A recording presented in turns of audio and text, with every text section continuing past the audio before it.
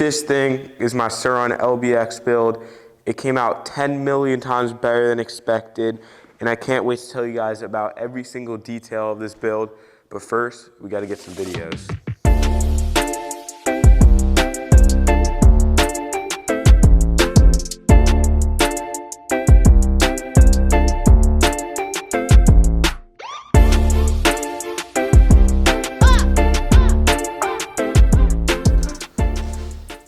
Alright, yeah, so in this video, I'm going to be showing you guys all the parts that made this clap bike into my new dream $10,000 Surron, so stay tuned for that.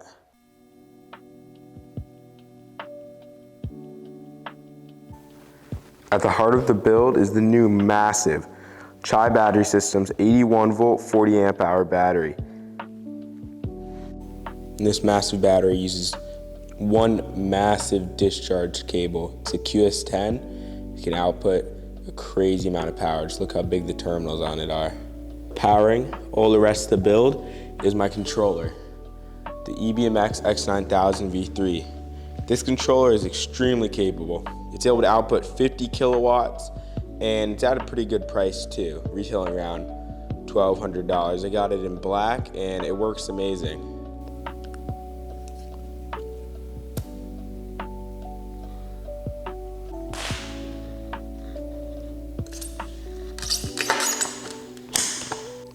One of my favorite parts of the build is the little pop socket I have.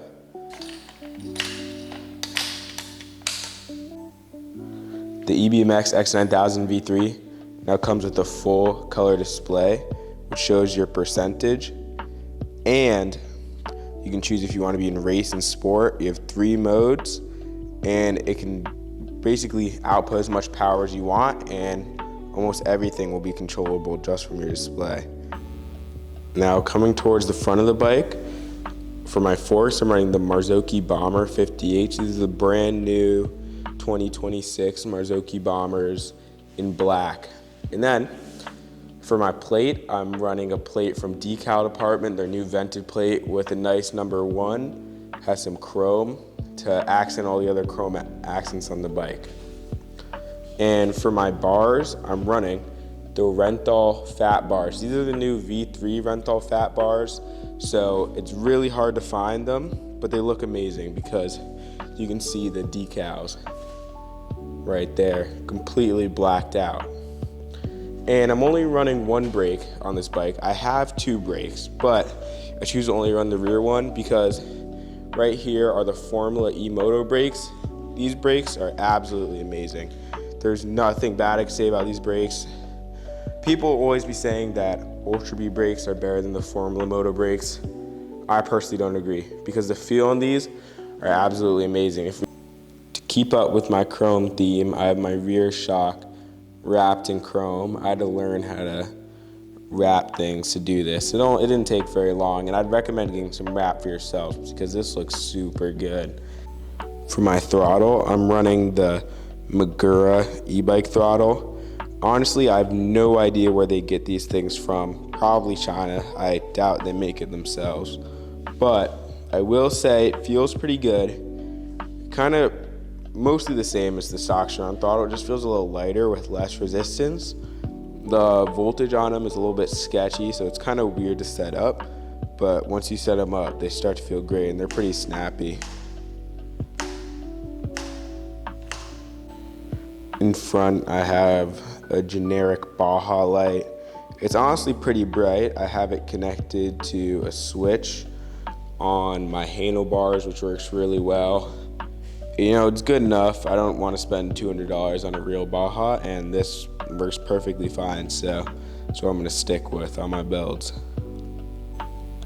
Coming around to the motor, I have the Ride motor cover in the Star design. I really like this. I got it mostly because I like the owner's bike. He's a pretty chill dude. He's Villamir on TikTok. And then right in front of it is the Astroworks shift lock. So it's pretty debated which people like more, the TG Racing or Astroworks. I think it doesn't really matter, honestly. I have the TG Racing, one of my Ultra.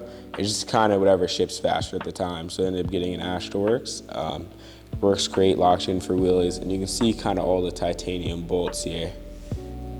and how good they all look. Of course, for the seat cover, I had to run guts. You know, I really like the guts. Some people say it rips up their legs, but to be honest, I think you kind of just gotta thug it out because they work so well. The ribs work really nice to keep you gripped in while riding. For my direct mount, I'm running the Fun direct mount. There's not really a specific reason I chose these. It's just that they look really good and they're pretty inexpensive, and I've just been using them on all the builds I've done in the past, so I really love them. Now coming back to the back wheel, you can see I'm running full titanium sprocket bolts, but then in combination with the titanium rear axle and titanium rear axle nut, they really combines with the powder coat to make a really nice color. And my sprocket is just the regular Supermoto sprocket that comes with the wheels, and same with the chain. Now on the left side, you can see I have some lockdown axle nuts. I think these are from eBikeZilla. They work great. You can see that titanium looks really nice on the rotor. I'm running the Teleria Boys 220 rotors connected to my own powder coated mount, which I did myself. And then we have the Formula E Moto brake connected to it all. For the wheel set on this bike, I'm running the Teleria Boys Supermotos. They feel super good on the street, but I have a dirt set too. I'm not sponsored, but if you're gonna buy products, I'd get them from Teleria Boys. They sell really good stuff and they ship it really fast. You can see how thick these Supermotos are when looking from the rear end. Pretty massive. For my peg mounts, I'm running the JFG Racing peg mounts. These are really nice. They're not that expensive. They're CNC'd with really nice quality, which is why I chose them. And of course, they're connected to my EV Warehouse pegs. I really love these. You can kind of see the chrome effect on them. And then you have the black spikes. It really matches with the linkage and comes out to a perfect effect. One of my favorite accents on the bike is all the real carbon. So as you can see right here is the battery lid cover. Then in the rear, I have the rear fender. And then of course, down by the linkage, I have the mud guard, which is also real carbon. Coming down to the linkage, I have the Prickly Motorsports linkage and triangle, and they're powder coated in super chrome. And it gives that really vibrant chrome effect that really matches with all the other chrome on the bike, which is the reason I powder coated them. All right, I just wanted to take a second to highlight the powder coat on this bike.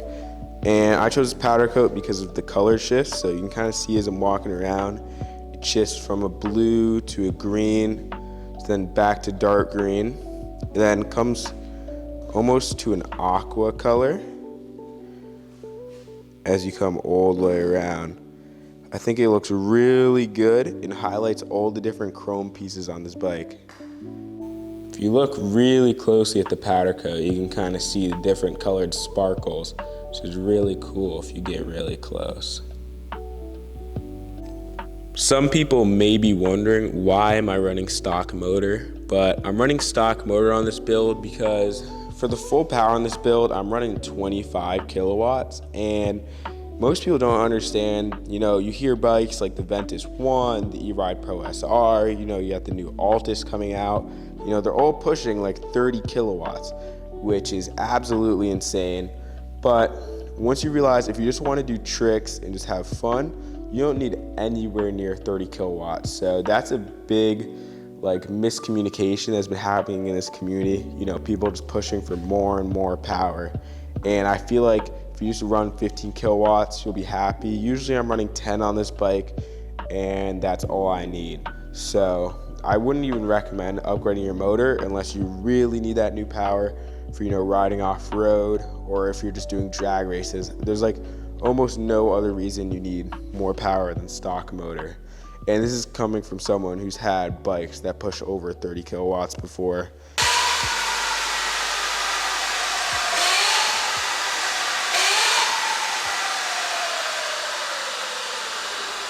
These builds get really expensive. For a good 72 volt build, you're looking spending over $10,000, but mine was even more than that.